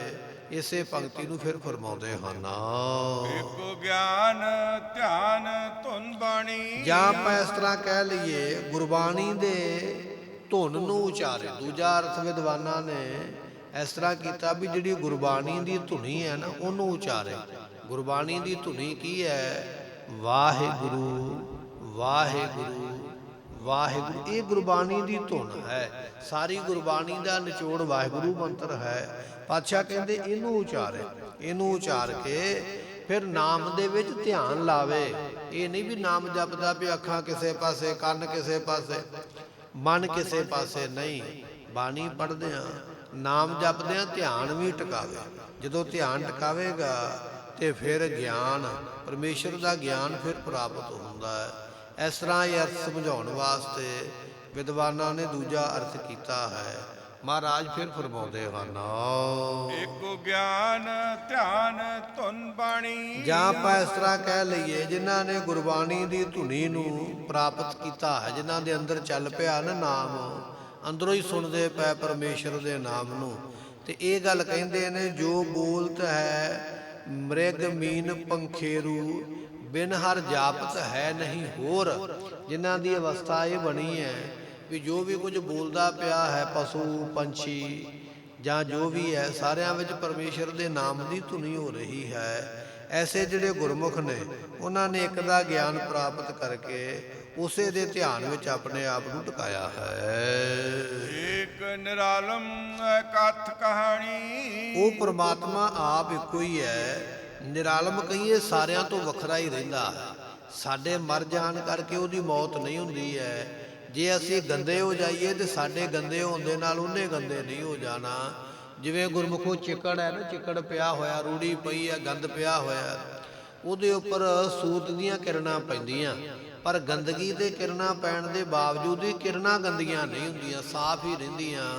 ਐਸੇ ਤਰ੍ਹਾਂ ਉਹ ਪਰਮਾਤਮਾ ਜਿਹੜਾ ਹੈ ਨਾ, ਉਹ ਸਾਡੇ ਮਾੜੇ ਹੋ ਜਾਣ ਨਾਲ, ਸਾਡੇ ਗੰਦੇ ਹੋ ਜਾਣ ਨਾਲ, ਸਾਡੇ ਮਰ ਜਾਣ ਦੇ ਨਾਲ ਉਹ ਆਪ ਅਸੰਗ ਹੀ ਰਹਿੰਦਾ, ਨਿਰਲੇਪ ਹੀ ਰਹਿੰਦਾ ਹੈ। ਉਹਨੂੰ ਕੋਈ ਫਰਕ ਨਹੀਂ ਪੈਂਦਾ ਹੈ। ਤੇ ਪਾਤਸ਼ਾਹ ਕਹਿਣ ਲੱਗੇ ਉਹ ਜੋ ਅਕਾਲ ਪੁਰਖ ਹੈ ਉਹ ਐਸਾ ਹੈ ਕਿ ਉਹਦੀ ਕਹਾਣੀ ਅਕਥ ਹੈ। ਉਹਦੀ ਕਹਾਣੀ ਨੂੰ ਕੋਈ ਕਹਿ ਨਹੀਂ ਸਕਦਾ ਹੈ। ਇੱਕੋ ਸ਼ਬਦ ਸੱਚਾ ਨਿਸ਼ਾਨ। ਉਹ ਜਿਨ੍ਹਾਂ ਦੇ ਕੋਲ ਇੱਕ ਸ਼ਬਦ ਕਹੀਏ ਬ੍ਰਹਮ ਹੈ, ਤੇ ਜਿਨ੍ਹਾਂ ਨੇ ਬ੍ਰਹਮ ਦੇ ਸੱਚੇ ਨਾਮ ਨੂੰ ਜਪਿਆ ਹੈ ਉਹਨਾਂ ਨੂੰ ਨਿਸ਼ਾਨ ਕਹੀਏ ਉਹ ਪ੍ਰਗਟ ਹੋ ਜਾਂਦਾ ਹੈ। ਬ੍ਰਹਮ ਹੀ ਸਾਰੇ ਥਾਵਾਂ ਤੇ ਦਿਖਾਈ ਦੇਣ ਲੱਗ ਪੈਂਦਾ ਹੈ। ਐਸੇ ਉਹ ਗੁਰਮੁਖ ਬਣ ਜਾਂਦੇ। ਸਭ ਗੋਬਿੰਦ ਹੈ, ਸਭ ਗੋਬਿੰਦ ਹੈ, ਗੋਬਿੰਦ ਬਿਨ ਨਹੀਂ ਕੋਈ, ਐਸੀ ਅਵਸਥਾ ਨੂੰ ਪਾਉਂਦੇ ਹਨ। ਪੂਰੇ ਗੁਰ ਤੇ ਜਾਣੈ ਜਾਣ। ਪੂਰਿਆਂ ਗੁਰਾਂ ਤੋਂ ਫਿਰ ਇਹ ਜਿਹੜਾ ਹੈ ਉਹ ਜਾਣਿਆ ਜਾਂਦਾ ਹੈ ਕਿ ਸਾਰਿਆਂ ਥਾਵਾਂ ਤੇ ਪਰਮੇਸ਼ਰ ਹੀ ਹੈ। ਪਰ ਇਹ ਗੱਲ ਪੂਰੇ ਗੁਰੂ ਹੀ ਜਾਣ ਸਕਦੇ, ਦੱਸ ਸਕਦੇ ਹਨ। ਇੱਕੋ ਧਰਮ ਦ੍ਰਿੜੈ ਸੱਚ ਕੋਈ। ਸਤਿਗੁਰੂ ਪਾਤਸ਼ਾਹ ਕਹਿਣ ਲੱਗੇ ਭਾਈ ਜਿਹੜਾ ਕੋਈ ਗੁਰਮਤਿ ਨੂੰ, ਗੁਰੂ ਦੀ ਸਿੱਖਿਆ ਨੂੰ ਧਾਰਨ ਕਰਦਾ ਹੈ ਉਹ ਸੱਚੇ ਧਰਮ ਨੂੰ ਦ੍ਰਿੜ ਕਰਦਾ ਹੈ। ਸੱਚਾ ਧਰਮ ਕੀ ਹੈ? ਪਰਮਾਤਮਾ ਦਾ ਨਾਮ ਜਪਣਾ, ਇਹ ਹੈ ਧਰਮ। ਸਰਬ ਧਰਮ ਹੈ ਸ੍ਰੇਸ਼ਟ ਧਰਮ, ਹਰਿ ਕੋ ਨਾਮ ਜਪ ਨਿਰਮਲ ਕਰਮ। ਅਸੀਂ ਤੇ ਇਹ ਝਗੜਾ ਕਰਦੇ ਨਾ, ਮੈਂ ਸਿੱਖ ਹੈ, ਇਹ ਈਸਾਈ ਹੈ, ਅਸੀਂ ਧਰਮ ਵੰਡੇ ਹੋਏ। ਪਾਤਸ਼ਾਹ ਕਹਿੰਦੇ ਅਸਲ ਵਿੱਚ ਧਰਮ ਇਹ ਹੈ ਹਰਿ ਕੋ ਨਾਮ ਜਪ। ਪਰਮੇਸ਼ਰ ਦਾ ਨਾਮ ਜਪਣਾ, ਭਾਵੇਂ ਹਿੰਦੂ ਹੋਵੇ, ਭਾਵੇਂ ਮੁਸਲਮਾਨ ਹੋਵੇ, ਭਾਵੇਂ ਈਸਾਈ ਹੋਵੇ, ਭਾਵੇਂ ਕੋਈ ਬੁੱਧੀ ਹੈ ਜਾਂ ਕੋਈ ਸਿੱਖ ਹੈ, ਪਰਮੇਸ਼ਰ ਦਾ ਨਾਮ ਜਪਣਾ ਹੀ ਸਾਂਝਾ ਸਾਰਿਆਂ ਦਾ ਧਰਮ ਹੈ। ਇਹੋ ਹੀ ਸਭ ਤੋਂ ਵੱਡਾ ਧਰਮ ਹੈ, ਨਾਮ ਜਪਣਾ। ਹਰਿ ਕੋ ਨਾਮ ਜਪ ਨਿਰਮਲ, ਇਹ ਮਹਾਰਾਜ ਦੀ ਬਾਣੀ ਦਾ ਬਚਨ ਆਪਾਂ ਪੜ੍ਹਿਆ। ਪਾਤਸ਼ਾਹ ਕਹਿਣ ਲੱਗੇ ਏਕੋ ਧਰਮ ਦ੍ਰਿੜੈ ਸੱਚ ਕੋਈ। ਸੋ ਇੱਕੋ ਹੀ ਸੱਚੇ ਦੇ ਧਰਮ ਨੂੰ ਦ੍ਰਿੜ ਕਰਕੇ ਤੇ ਫਿਰ ਉਹ ਜਿਹੜਾ ਬਚਨ ਹੈ ਉਹ ਗੁਰਮੁਖ ਸੱਚ ਦੀ ਕਮਾਈ ਕਰਦੇ ਹਨ। ਗੁਰਮਤ ਪੂਰਾ ਜੁਗ ਜੁਗ ਸੋਈ। ਜਿਨੇ ਗੁਰੂ ਦੀ ਮੱਤ ਪ੍ਰਾਪਤ ਕੀਤੀ ਹੈ, ਗੁਰ ਕੀ ਮਤੁ ਲੇਹਿ ਆਨੇ, ਜਿਨ੍ਹਾਂ ਨੇ ਗੁਰੂ ਦੀ ਮੱਤ ਲਈ ਹੈ, ਯੁਗ ਯੁਗ ਉਹ ਯੁਗਾਂ ਯੁਗਾਂ ਵਿੱਚ ਹੀ ਪੂਰਾ ਜਾਣਿਆ ਜਾਂਦਾ ਹੈ। ਜਿਵੇਂ ਗੁਰਮੁਖੋ ਭਗਤ ਪ੍ਰਹਿਲਾਦ ਜੀ ਸਤਿਯੁਗ ਦੇ ਵਿੱਚ ਹੋਏ ਨੇ, ਉਸ ਤੋਂ ਬਾਅਦ ਵੀ ਤ੍ਰੇਤਾ ਯੁੱਗ ਹੋਇਆ, ਫਿਰ ਦੁਆਪਰ ਯੁੱਗ ਆਇਆ, ਫਿਰ ਕਲ ਯੁੱਗ ਆ ਗਿਆ। ਜਿਨ੍ਹਾਂ ਨੇ ਸੱਚ ਨੂੰ ਜਪਿਆ ਉਹ ਸੱਚ ਦੇ ਵਿੱਚ ਵੀ ਗੁਰਮੁਖ ਪੂਰੇ ਸਨ। ਸਤਿਯੁਗ ਦੇ ਵਿੱਚ ਵੀ, ਤ੍ਰੇਤੇ ਦੇ ਵਿੱਚ ਵੀ ਪੂਰੇ ਨੇ, ਦੁਆਪਰ ਤੇ ਕਲ ਯੁੱਗ ਵਿੱਚ ਵੀ ਪੂਰੇ, ਹਰੇਕ ਯੁੱਗਾਂ ਦੇ ਵਿੱਚ ਉਹ ਗੁਰਮੁਖ ਪੂਰੇ ਰਹਿੰਦੇ। ਐਸੀ ਦਾਤ ਪਾਉਂਦੇ ਹਨ। ਅਨਹਦ ਰਾਤਾ ਏਕ ਲਿਵਤਾਰ। ਤਾਰ ਜਦੋਂ ਤੇਲ ਦੀ ਧਾਰਾ ਪੈਂਦੀ ਹੈ ਨਾ, ਲਗਾਤਾਰ ਇੱਕੋ ਜਿਹੀ ਪੈਂਦੀ ਹੈ। ਐਸੇ ਤਰ੍ਹਾਂ ਪਾਤਸ਼ਾਹ ਕਹਿੰਦੇ ਤੇਰੀ ਲਿਵ ਜਿਹੜੀ ਹੈ ਨਾ ਉਹ ਤੇਲ ਦੀ ਧਾਰਾ ਵਰਗੀ ਹੋਣੀ ਚਾਹੀਦੀ ਹੈ। ਇਸ ਤਰ੍ਹਾਂ ਦਾ ਧਿਆਨ ਹੋਣਾ ਚਾਹੀਦਾ ਵੀ ਜੇ ਜੁੜ ਗਿਆ ਤੇ ਬਸ ਜੁੜਿਆ ਹੀ ਰਹਿਣਾ। ਜਿਨ੍ਹਾਂ ਦੀ ਲਿਵ ਕਹੀਏ ਤੇਲ ਦੀ ਧਾਰ ਵਾਂਗ ਹੈ, ਅਨਹਦ ਰਾਤਾ, ਉਹ ਗੁਰਮੁਖ ਅਨਾਹਤ ਜਿਹੜਾ ਇੱਕ ਰਸ ਪਰਮਾਤਮਾ ਹੈ ਉਹਦੇ ਰੰਗ ਦੇ ਵਿੱਚ ਰੰਗੇ ਜਾਂਦੇ, ਲੀਨ ਰਹਿੰਦੇ ਹਨ। ਉਹ ਗੁਰਮੁਖ ਪਾਵੇ ਅਲਖ ਅਪਾਰ। ਐਸੇ ਜਿਹੜੇ ਗੁਰਮੁਖ ਨੇ ਅਲਖ ਜੋ ਪਰਮਾਤਮਾ ਉਹਨੂੰ ਪਾ ਲੈਂਦੇ। ਪਰਮਾਤਮਾ ਅਲਖ ਜਿਹੜਾ ਲਖਿਆ ਨਾ ਜਾਵੇ, ਪਰ ਗੁਰਮੁਖਾਂ ਨੇ ਨਾਮ ਦੀ ਕਮਾਈ ਕਰਕੇ ਐਸੇ ਅਲਖ ਪਰਮਾਤਮਾ ਨੂੰ ਪਾਲਿਆ ਹੈ। ਇੱਕੋ ਤਖਤ ਇੱਕੋ ਪਾਤਸ਼ਾਹ। ਗੁਰਮੁਖੋ ਪਰਮੇਸ਼ਰ ਖੁਦ ਹੀ ਤਖਤ ਰੂਪ ਹੈ। ਪਰਮੇਸ਼ਰ ਹੀ ਤਖਤ ਹੈ, ਉਹਦੇ ਬਿਨਾ ਕੋਈ ਦੂਜਾ ਤਖਤ ਹੈ ਹੀ ਨਹੀਂ ਕਿਸੇ ਦਾ। ਸੋ ਉਹ ਆਪ ਹੀ ਤਖਤ ਉੱਪਰ ਬੈਠਾ ਹੋਇਆ। ਇੱਕ ਪਰਮੇਸ਼ਰ ਹੈ ਜੋ ਪ੍ਰਤੱਖ ਤਖਤ ਰੂਪ ਹੈ। ਏਕੋ ਪਾਤਸ਼ਾਹ, ਤੇ ਪਰਮੇਸ਼ਰ ਹੀ ਸੱਚਾ ਪਾਤਸ਼ਾਹ ਹੈ। ਉਹਦੇ ਬਿਨਾ ਬਾਕੀ ਝੂਠੇ ਪਾਤਸ਼ਾਹ ਨੇ ਸੰਸਾਰ ਦੇ। ਪਰਮੇਸ਼ਰ ਸੱਚਾ ਪਾਤਸ਼ਾਹ ਹੈ। ਮਹਾਰਾਜ ਫਰਮਾਉਂਦੇ ਹਨ, ਸਰਬੇ ਥਾਈ ਬੇਪਰਵਾਹ, ਏਕੋ ਤਖਤ ਏਕੋ ਪਾਤਸ਼ਾਹ। ਜਾਂ ਆਪਾਂ ਇਸ ਤਰ੍ਹਾਂ ਕਹਿ ਲਈਏ, ਇਹ ਜੋ ਸਤ ਸੰਗਤ ਹੈ ਨਾ, ਜਿਹਦੇ ਵਿੱਚ ਆ ਕੇ ਬੈਠੇ ਆ, ਇਹ ਸੰਗਤ ਵੀ ਤਖਤ ਰੂਪ ਹੈ। ਜੋ ਸੰਗਤ ਵਿੱਚੋਂ ਹੁਕਮ ਹੋ ਗਿਆ, ਉਸ ਹੁਕਮ ਨੂੰ ਮਿਟਿਆ ਮੋੜਿਆ ਨਹੀਂ ਜਾਂਦਾ ਹੈ। ਦਿੱਲੀ ਦੀ ਸੰਗਤ ਨੇ ਇਕੱਠੀ ਹੋ ਕੇ ਬਚਨ ਆਖਿਆ ਸੀ ਨਾ, ਗੁਰੂ ਪਾਤਸ਼ਾਹ ਚੰਦੂ ਦੀਵਾਨ ਦੀ ਲੜਕੀ ਦਾ ਰਿਸ਼ਤਾ ਨਹੀਂ ਲੈਣਾ ਹੈ। ਇਹ ਸੰਗਤ ਰੂਪੀ ਸੱਚਾ ਤਖਤ ਹੈ ਭਾਈ। ਜਿਹੜਾ ਇੱਥੋਂ ਬਚਨ ਹੋ ਗਿਆ ਨਾ, ਉਹ ਬਚਨ ਫਿਰ ਗੁਰੂ ਅਰਜਨ ਦੇਵ ਪਾਤਸ਼ਾਹ ਨੇ ਵੀ ਮੰਨਿਆ ਹੈ। ਸੰਗਤ ਦਾ ਬਚਨ ਦਰਗਾਹ ਦੇ ਵਿੱਚ ਵੀ ਮੰਨਿਆ ਜਾਂਦਾ ਹੈ। ਇਹ ਸੰਗਤ ਐਸੀ ਹੈ, ਤਾਰਾ ਰਾਣੀ ਦੀ ਸਾਖੀ ਪੜ੍ਹਦੇ ਨੇ, ਮਹਾਤਮਾ ਦੇ ਦਰਸ਼ਨ ਕਰਨ ਵਾਸਤੇ ਜਾਂਦੀ। ਪ੍ਰਸੰਗ ਥੋੜਾ ਲੰਮਾ ਹੈ। ਤੇ ਉਸ ਵੇਲੇ ਰਾਜੇ ਨੇ ਇੱਕ ਦਿਨ ਪਿੱਛਾ ਕਰਕੇ ਵੇਖਿਆ ਰਾਣੀ ਜਾਂਦੀ ਕਿੱਥੇ ਹੈ। ਜਦੋਂ ਵੇਖਿਆ, ਉਹ ਜਾ ਕੇ ਜਿੱਥੇ ਪਰਮਾਤਮਾ ਦੀ ਭਗਤੀ ਹੋ ਰਹੀ ਹੈ, ਸੰਗਤ ਹੋ ਰਹੀ ਹੈ, ਰਾਣੀ ਜਾ ਕੇ ਉੱਥੇ ਬੈਠ ਗਈ। ਰਾਜੇ ਨੇ ਪਰਖ ਕਰਨ ਵਾਸਤੇ ਜਾਣ ਬੁੱਝ ਕੇ ਇੱਕ ਉਹਦੀ ਖੜਾਂ ਜਿਹੜੀ ਹੈ ਉਹ ਚੁੱਕ ਕੇ ਲੈ ਆਂਦੀ, ਇੱਕ ਉੱਥੇ ਹੀ ਰਹਿਣ ਦਿੱਤੇ।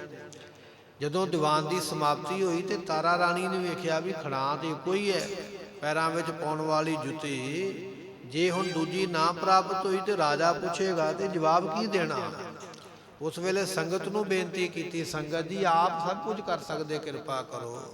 ਜਦੋਂ ਸੰਗਤ ਨੇ ਅਰਦਾਸ ਕੀਤੀ ਨਾ ਅਕਾਲ ਪੁਰਖ ਦੇ ਅੱਗੇ, ਸੰਗਤ ਦਾ ਬਚਨ ਕੋਈ ਵੀ ਮੋੜ ਨਹੀਂ ਸਕਦਾ, ਪਰਮੇਸ਼ਰ ਵੀ ਮੰਨਦਾ ਹੈ। ਤੇ ਕਹਿਣ ਲੱਗੇ ਸੰਗਤ ਦੀ ਬੇਨਤੀ ਤੇ ਉਸੇ ਤਰ੍ਹਾਂ ਦੀ ਖੜਾਂ ਜਿਵੇਂ ਦੀ ਰਾਜਾ ਚੁੱਕ ਕੇ ਲੈ ਗਿਆ, ਉਵੇਂ ਦੀ ਉੱਥੇ ਫਿਰ ਬਣੀ ਹੋਈ ਪਈ ਹੋਈ ਹੈ। ਪਾਤਸ਼ਾਹ ਕਹਿਣ ਲੱਗੇ ਭਾਈ, ਇਹ ਜਿਹੜੀ ਗੁਰੂ ਦੀ ਸੰਗਤ ਹੈ, ਇਹ ਸੱਚਾ ਤਖਤ ਹੈ। ਏਕੋ ਪਾਤਸ਼ਾਹ ਤੇ ਪਰਮੇਸ਼ਰ ਹੀ ਇਹ ਸੰਗਤ ਦਾ ਪਾਤਸ਼ਾਹ। ਵਿੱਚ ਸੰਗਤ ਹਰ ਪ੍ਰਭ ਵਸੈ ਜੀ, ਸੰਗਤ ਵਿੱਚ ਹੀ ਪ੍ਰਮਾਤਮਾ ਵਸਦਾ, ਉਹੀ ਸੱਚਾ ਪਾਤਸ਼ਾਹ। ਮਹਾਰਾਜ ਫਿਰ ਫਰਮਾਉਂਦੇ ਹਨ, ਏਕੋ ਤਖਤ ਏਕੋ ਪਾਤਸ਼ਾਹ। ਜਾਂ ਆਪਾਂ ਇਸ ਤਰ੍ਹਾਂ ਕਹਿ ਲਈਏ, ਇਹ ਜਿਹੜਾ ਸੰਸਾਰ ਹੈ ਨਾ ਗੁਰਮੁਖੋਂ ਬਣਿਆ ਹੋਇਆ, ਇਹ ਸੰਸਾਰ ਵੀ ਇੱਕ ਤਖਤ ਹੈ ਪਰਮਾਤਮਾ ਦਾ। ਇਹੋ ਜਗ ਸੱਚੇ ਕੀ ਹੈ ਕੋਠੜੀ, ਸੱਚੇ ਕਾ ਵਿੱਚ ਵਾਸ। ਸੱਚਾ ਅਕਾਲ ਪੁਰਖ ਇਹ ਉਹਦਾ ਤਖਤ ਹੈ ਸੰਸਾਰ, ਇਹਦੇ ਵਿੱਚ ਉਹ ਵਸਿਆ ਹੋਇਆ ਹੈ।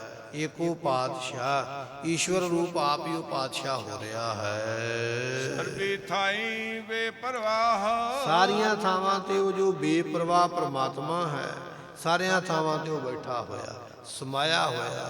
ਕੋਈ ਇਹੋ ਜਿਹੀ ਜਗ੍ਹਾ ਨਹੀਂ ਜਿੱਥੇ ਉਹ ਨਹੀਂ ਹੈ। ਇਸਕਾ ਕੀਆ ਤ੍ਰਿਭਵਨ ਸਾਰ। ਗੁਰਮੁਖੋ ਉਹ ਪਰਮਾਤਮਾ ਦਾ ਪੈਦਾ ਕੀਤਾ ਹੋਇਆ ਇਹ ਤਿਰ ਭਵਨ ਹੈ। ਇਹ ਤਿੰਨ ਭਵਨ, ਮਾਤ ਲੋਕ, ਪਤਾਲ ਲੋਕ ਤੇ ਸਵਰਗ ਲੋਕ, ਇਹ ਜਿਹੜੇ ਤਿੰਨ ਲੋਕ ਨੇ, ਤਿੰਨਾਂ ਲੋਕਾਂ ਰੂਪੀ ਜਿਹੜਾ ਭਵਨ ਹੈ, ਇੱਕ ਪਰਮਾਤਮਾ ਦਾ ਹੀ ਕੀਤਾ ਹੋਇਆ। ਸਾਰ ਕਹੀਏ ਬੜਾ ਸ੍ਰੇਸ਼ਟ ਹੈ। ਉਹ ਆਗਮ ਅਗੋਚਰ ਏਕ ਓੰਕਾਰ। ਉਹ ਪਰਮਾਤਮਾ ਮਨ ਦੀ ਗਮਤਾ ਤੋਂ ਪਰੇ ਹੈ, ਮਨ ਉਹਦੇ ਤੱਕ ਨਹੀਂ ਪਹੁੰਚ ਪਾਉਂਦਾ, ਅਤੇ ਅਗੋਚਰ ਹੈ, ਉਹ ਫੜਿਆ ਨਹੀਂ ਜਾਂਦਾ।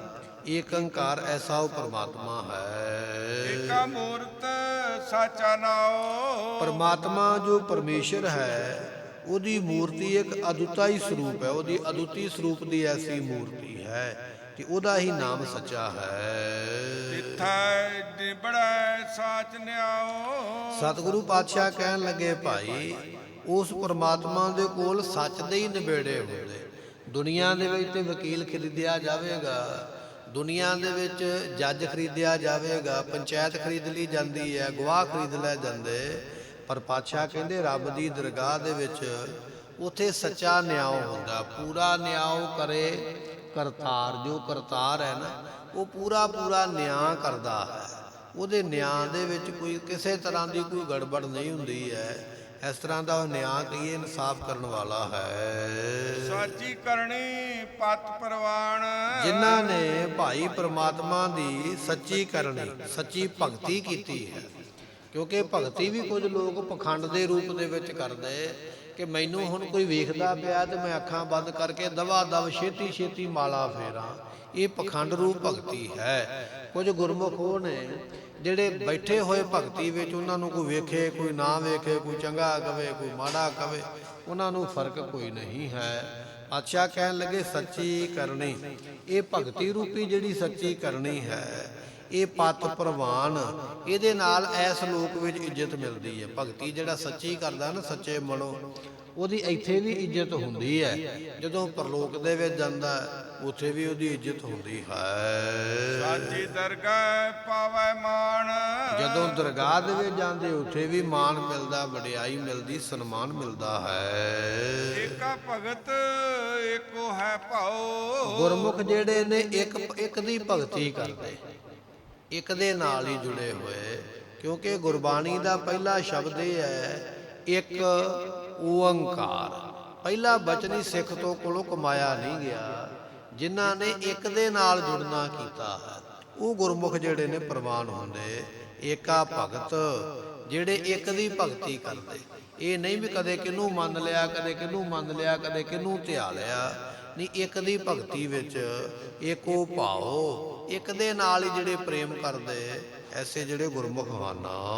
ਬਿਨ ਭੈ ਭਗਤੀ ਆਵੋ ਜਾਓ, ਜਿਹੜੇ ਪ੍ਰਮਾਤਮਾ ਦਾ ਡਰ ਨਹੀਂ ਨਾ ਰੱਖਦੇ।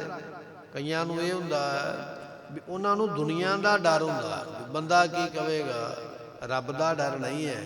ਜਿਨ੍ਹਾਂ ਨੂੰ ਰੱਬ ਦਾ ਡਰ ਨਹੀਂ ਹੈ, ਪਾਤਸ਼ਾਹ ਕਹਿੰਦੇ ਉਹ ਜਨਮ ਲੈ ਕੇ ਆਉਣਗੇ ਤੇ ਮਰ ਕੇ ਫਿਰ ਤੁਰ ਜਾਣਗੇ, ਦੁਬਾਰਾ ਫਿਰ ਜਨਮ ਲੈ ਕੇ ਆ ਜਾਣਗੇ, ਮਰ ਕੇ ਫਿਰ ਚਲੇ ਜਾਣਗੇ। ਜਿਹੜੇ ਰੱਬ ਦੇ ਡਰ ਨੂੰ ਨਹੀਂ ਮੰਨਦੇ ਉਹ ਵਾਰ-ਵਾਰ ਜਨਮ ਲੈ ਕੇ ਆਉਂਦੇ, ਵਾਰ-ਵਾਰ ਮਰ ਕੇ ਦੁਨੀਆ ਤੋਂ ਜਾਂਦੇ, ਐਸੀ ਉਹਨਾਂ ਦੀ ਹਾਲਤ ਹੈ। ਗੁਰ ਤੇ ਸਮਝ ਰਹੇ ਮਹਿਮਾਨ, ਗੁਰੂ ਦੇ ਕੋਲੋਂ ਸਮਝ ਲੈ ਕੇ, ਸਮਝ ਕਹੀਏ ਸੋਝੀ, ਸੋਝੀ ਕਹੀਏ ਗਿਆਨ, ਗਿਆਨ ਕਹੀਏ ਸਿੱਖਿਆ, ਸਿੱਖਿਆ ਕਹੀਏ ਉਪਦੇਸ਼। ਕਿਸੇ ਵੀ ਤਰ੍ਹਾਂ ਦਾ ਬਚਨ ਅਸੀਂ ਸਮਝ ਲਈਏ, ਸਤਿਗੁਰੂ ਕਹਿੰਦੇ ਗੁਰੂ ਕੋਲੋਂ ਸਿੱਖਿਆ ਇਹ ਲੈ ਲਾ ਕਿ ਤੂੰ ਦੁਨੀਆ ਤੇ ਆਇਆ ਹੋਇਆ ਮਹਿਮਾਨ ਹੈ। ਮਹਿਮਾਨ ਕਹੀਏ ਪ੍ਰਾਹੁਣਾ, ਕੋਈ ਮਹਿਮਾਨ ਆ ਜਾਵੇ, ਉਹ ਕਿੰਨੇ ਚਿਰ ਵਾਸਤੇ ਆਇਆ ਹੈ, ਹੋ ਸਕਦਾ ਛੇਤੀ ਜਾਣਾ ਤੇ ਘੰਟੇ ਵਿੱਚ ਹੀ ਚਾਹ ਪਾਣੀ ਪੀ ਕੇ ਚਲਾ ਜਾਵੇ। ਜਿਹਦੇ ਕੋਲ ਥੋੜਾ ਬਹੁਤਾ ਸਮਾਂ ਹੋ ਸਕਦਾ ਉਹ ਰਾਤ ਰਹਿ ਪਵੇ। ਮਹਾਰਾਜ ਕਹਿੰਦੇ ਦੁਨੀਆ ਤੇ ਆਇਆ ਤੂੰ ਮਹਿਮਾਨ ਹੈ, ਹੋ ਸਕਦਾ ਤੂੰ ਥੋੜੀ ਜਿਹੀ ਉਮਰਾਂ ਬਤੀਤ ਕਰਕੇ ਬਚਪਨ ਵਿੱਚ ਹੀ ਦੁਨੀਆ ਤੋਂ ਚਲੇ ਜਾਵੇ, ਹੋ ਸਕਦਾ ਥੋੜੀ ਜ਼ਿਆਦਾ ਉਮਰ ਬਤੀਤ ਕਰਕੇ ਜਵਾਨੀ ਵਿੱਚ ਇੱਥੋਂ ਚਲਾ ਜਾਵੇ, ਹੋ ਸਕਦਾ ਕੁਝ ਪ੍ਰਾਹੁਣੇ ਬਹੁਤੀ ਦੂਰੋਂ ਆਉਂਦੇ ਉਹ 2 ਦਿਨ ਵੀ ਰਹਿ ਪੈਂਦੇ, ਹੋ ਸਕਦਾ ਵੀ ਤੂੰ ਜਵਾਨੀ ਆਪਣੀ ਮਾਣ ਕੇ ਬੁਢੇਪੇ ਵਿੱਚ ਇੱਥੋਂ ਚਲਾ ਜਾਵੇਂ। ਇਹ ਬਚਨ ਸਮਝ ਲਾ ਵੀ ਤੂੰ ਦੁਨੀਆ ਤੇ ਆਇਆ ਮਹਿਮਾਨ ਹੈ, ਇੱਥੇ ਬਹੁਤਾ ਸਮਾਂ ਨਹੀਂ ਰਹਿਣਾ, ਕਿਉਂਕਿ ਇਹ ਜ਼ਿੰਦਗੀ ਦੀ ਰਾਤ ਕੱਟਣ ਵਾਸਤੇ ਆਇਆ। ਗੁਰੂ ਨਾਨਕ ਦੇਵ ਪਾਤਸ਼ਾਹ ਮਹਾਰਾਜ ਜੀਆਂ ਨੇ ਗੁਰਬਾਣੀ ਦਾ ਇੱਕ ਸ਼ਬਦ ਉਚਾਰਿਆ ਸੀਗਾ ਕਿ ਇਹ ਜ਼ਿੰਦਗੀ ਦੇ 4 ਪਹਿਰ, ਜਿਵੇਂ ਰਾਤ 4 ਪਹਿਰਾਂ ਦੀ ਹੁੰਦੀ ਹੈ, ਜ਼ਿੰਦਗੀ ਦੇ ਵੀ 4 ਹੀ ਪਹਿਰ ਨੇ। ਜ਼ਿੰਦਗੀ ਰੂਪੀ ਰਾਤ ਕੱਟਣੀ ਹੈ ਇੱਥੇ ਆ ਕੇ। ਇਹ ਗੁਰੂ ਕੋਲੋਂ ਸਮਝ ਪਈ ਹੈ ਕਿ ਮੈਂ ਦੁਨੀਆ ਤੇ ਆਇਆ ਮਹਿਮਾਨ ਹਾਂ, ਮੈਂ ਰਹਿਣਾ ਨਹੀਂ। ਪਰ ਇਹ ਸਮਝ ਉਹਨਾਂ ਨੂੰ ਪਈ ਹੈ ਜਿਹੜੇ ਗੁਰੂ ਵਾਲੇ ਬਣੇ। ਜਿਹੜੇ ਗੁਰੂ ਵਾਲੇ ਨਹੀਂ ਬਣੇ ਉਹ ਕਹਿੰਦੇ ਵੀ ਸਭ ਕੁਝ ਮੇਰਾ ਹੀ ਹੈ, ਮੈਂ ਹੀ ਇੱਥੇ ਰਹਿਣਾ, ਮੈਂ ਤੇ ਇੱਥੋਂ ਜਾਣਾ ਨਹੀਂ, ਮੈਂ ਹੀ ਇੱਥੋਂ ਦਾ ਮਾਲਕ ਹਾਂ, ਮੈਂ ਹੀ ਇੱਥੋਂ ਦਾ ਸਾਰਾ ਕੁਝ ਕਰਨ ਵਾਲਾ ਹਾਂ ਤੇ ਮੈਨੂੰ ਹੀ ਇਹ ਸਭ ਕੁਝ ਮਿਲਣਾ ਚਾਹੀਦਾ ਹੈ। ਗੁਰਮੁਖੋ, ਜਿਵੇਂ ਅੱਜ ਕੱਲ੍ਹ ਪੰਜਾਬ ਦੇ ਅੰਦਰ ਸਰਪੰਚੀ ਦੀਆਂ ਵੋਟਾਂ ਚੱਲਦੀਆਂ ਪਈਆਂ ਨੇ ਤੇ ਸਰਪੰਚ ਬਣਨ ਵਾਸਤੇ ਲੋਕ ਬੜੇ ਤਰਲੋ ਮੱਛੀ ਹੋ ਰਹੇ। ਆਪਣੇ ਘਰ ਦੇ ਵਿੱਚ ਸ਼ਰਾਬਾਂ ਦੇ ਜਿਹੜੇ ਨੇ ਬੜੇ ਦੌਰ ਚੱਲਦੇ ਪਏ, ਸ਼ਰਾਬ ਪਿਲਾ ਪਿਲਾ ਕੇ ਲੋਕਾਂ ਨੂੰ ਕਿ ਆਈ ਜਾਓ ਤੇ ਜਾਈ ਜਾਓ, ਵੋਟ ਸਾਨੂੰ ਪਾਉਣੀ ਹੈ, ਸ਼ਰਾਬ ਜਿੰਨੀ ਚਾਹੋ, ਮਾਸ ਜਿੰਨਾ ਚਾਹੋ, ਨਸ਼ਾ ਜਿੰਨਾ ਚਾਹੋ ਅਸੀਂ ਦੇਵਾਂਗੇ, ਖਾ ਲਓ ਪੀ ਲਓ, ਪਰ ਸਾਨੂੰ ਪਿੰਡ ਦਾ ਮਾਲਕ ਬਣਾ ਦਿਓ। ਪਰ ਇੱਕ ਗੱਲ ਯਾਦ ਰੱਖਿਓ, ਜਿਹੜਾ ਆਪਣੀ ਇੱਕ ਸਰਪੰਚੀ ਵਾਸਤੇ ਤੁਹਾਡੇ ਬੱਚਿਆਂ ਨੂੰ ਸ਼ਰਾਬ ਦੇ ਵਿੱਚ ਡੁੱਬ ਸਕਦਾ ਹੈ, ਨਸ਼ੇ ਵਿੱਚ ਲਾ ਸਕਦਾ ਹੈ, ਉਹਨਾਂ ਨੂੰ ਨਸ਼ੇੜੀ ਬਣਾ ਸਕਦਾ ਹੈ, ਉਹ ਤੁਹਾਡੇ ਪਿੰਡ ਦਾ ਭਲਾ ਕਿਵੇਂ ਕਰ ਸਕਦਾ ਹੈ? ਨਹੀਂ, ਨੁਕਸਾਨ ਹੀ ਕਰੇਗਾ। ਇਸ ਕਰਕੇ ਅਸੀਂ ਆਪਣੇ ਤੇ ਆਪਣੇ ਪਰਿਵਾਰ, ਆਪਣੇ ਪਿੰਡ ਨੂੰ ਨਸ਼ੇ ਤੋਂ ਮੁਕਤ ਕਰਨਾ ਹੈ। ਤੇ ਜਿਹੜਾ ਨਸ਼ਾ ਵਰਤਾ ਕੇ ਤੇ ਪਿੰਡ ਦੀ ਪ੍ਰਧਾਨਗੀ ਚਾਹੁੰਦਾ ਹੈ, ਉਹ ਪਿੰਡ ਦਾ ਭਲਾ ਕਿਵੇਂ ਕਰੇਗਾ? ਉਹ ਤੁਹਾਡੇ ਸਾਹਮਣੇ ਤੁਹਾਡੇ ਬੱਚਿਆਂ ਦਾ ਨੁਕਸਾਨ ਕਰਦਾ ਹੈ ਅਤੇ ਆਉਣ ਵਾਲੇ ਸਮੇਂ ਵਿੱਚ ਜਦੋਂ ਉਹਨੂੰ ਮਿਲ ਗਈ ਸਰਪੰਚੀ ਤੇ ਫਿਰ ਪਿੰਡ ਦਾ ਵੀ ਉਹਨੇ ਨੁਕਸਾਨ ਕਰ ਦੇਣਾ ਹੈ। ਜਿਹੜਾ ਅੱਜ ਨਸ਼ਾ ਵੰਡਦਾ ਪਿਆ ਉਹ ਕੱਲ ਨੂੰ ਨਸ਼ਾ ਰੋਕਣ ਦੀ ਗੱਲ ਕਿਵੇਂ ਕਰੇਗਾ? ਨਹੀਂ ਕਰੇਗਾ, ਸਗੋਂ ਇਹਦੇ ਵਿੱਚੋਂ ਵਪਾਰ ਕਰੇਗਾ ਕਿ ਲਿਆਓ ਹੁਣ ਮੇਰਾ ਹਿੱਸਾ ਪੱਤੀ ਰੱਖੋ ਤੇ ਮੈਂ ਸਾਰੇ ਪਿੰਡ ਨੂੰ ਇਸ ਪਾਸੇ ਲਾ ਦਿੰਦਾ ਹਾਂ। ਸੋ ਇਹ ਸੰਸਾਰੀ ਲੋਕਾਂ ਦੀ ਹਾਲਤ ਹੈ। ਕੁਰਸੀ ਕਾਇਮ ਰਹਿਣੀ ਚਾਹੀਦੀ ਹੈ। ਪਿੰਡ ਭਾਵੇਂ ਸਾਰਾ ਨਸ਼ੇ ਵਿੱਚ ਡੁੱਬ ਜਾਵੇ, ਬਰਬਾਦ ਹੋ ਜਾਵੇ, ਕਿਸੇ ਬੁੱਢੇ ਮਾਂ-ਬਾਪ ਦਾ ਭਾਵੇਂ ਪੁੱਤਰ ਮਰ ਜਾਵੇ ਸ਼ਰਾਬ ਪੀ ਕੇ, ਮੈਨੂੰ ਨਹੀਂ ਪਰਵਾਹ, ਮੈਨੂੰ ਵੋਟ ਮਿਲਣੀ ਚਾਹੀਦੀ ਹੈ। ਛੋਟੇ ਛੋਟੇ ਬੱਚਿਆਂ ਦਾ ਭਾਵੇਂ ਬਾਪ ਮਰ ਜਾਵੇ ਸ਼ਰਾਬ ਪੀ ਕੇ, ਮੈਨੂੰ ਉਹਦਾ ਵੀ ਕੋਈ ਦੁੱਖ ਨਹੀਂ ਹੈ, ਪਰ ਮੈਨੂੰ ਮੋਹਤਬਾਰੀ ਮਿਲਣੀ ਚਾਹੀਦੀ ਹੈ। ਕਿਸੇ ਭੈਣ ਦਾ ਭਰਾ ਮਰ ਜਾਵੇ, ਕਿਸੇ ਬੀਬੀ ਦਾ ਪਤੀ ਮਰ ਜਾਵੇ, ਉਹ ਭਾਵੇਂ ਵਿਧਵਾ ਹੋ ਜਾਵੇ, ਮੈਨੂੰ ਉਹਦੀ ਵੀ ਕੋਈ ਪਰਵਾਹ ਨਹੀਂ ਹੈ, ਪਰ ਮੈਨੂੰ ਵੋਟ ਪਾ ਕੇ ਤੇ ਸਰਪੰਚ ਬਣਾ ਦਿਓ। ਐਸੀ ਲੋਕਾਂ ਦੀ ਹਾਲਤ ਬਣੀ ਹੋਈ ਹੈ।